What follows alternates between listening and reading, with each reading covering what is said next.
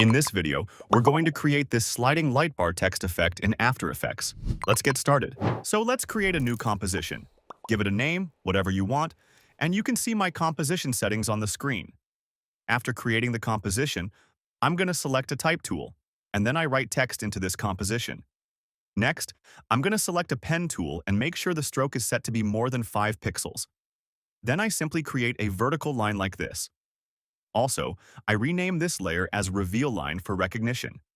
After that, I open the position properties of this layer and then add a keyframe.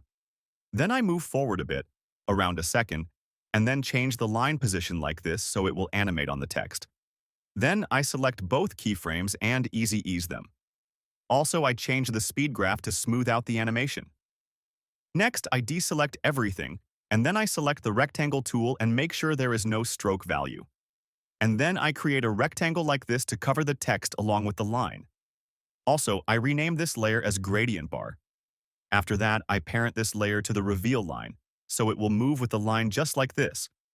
Right now, it's a solid shape layer, but I'm going to add a gradient into this. We can control the gradient color by adjusting these handles, or you can click this color icon to adjust the gradient look. Once you open the gradient editor here, but with this marker, we can control the opacity of this particular color so that we get this kind of look. Also, you can add a gradient with this marker, but I'm going to delete this marker to get a cleaner look. And now I'm satisfied with this gradient look. However, I'm going to show you that you can decrease the opacity value too from this marker. Now, our gradient solid layer looks very cool, but we are going to animate it. To animate this gradient, simply open the gradient bar layer, then open the rectangle 1 property, and under it, you will find the gradient fill property, and you will get 2 different options. Now, all you need to do is click on the stopwatch to create a keyframe.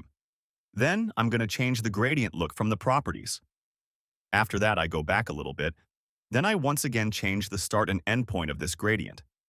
Also, you can use the gradient handles to adjust its look. And in the end, I go to the first frame and I copy the last keyframe and paste it here. After that, I select the middle keyframes and easy ease them to smooth out the animation, and then add the last keyframe positioned a little bit forward.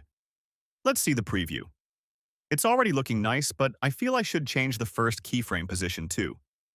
Move it a little bit forward.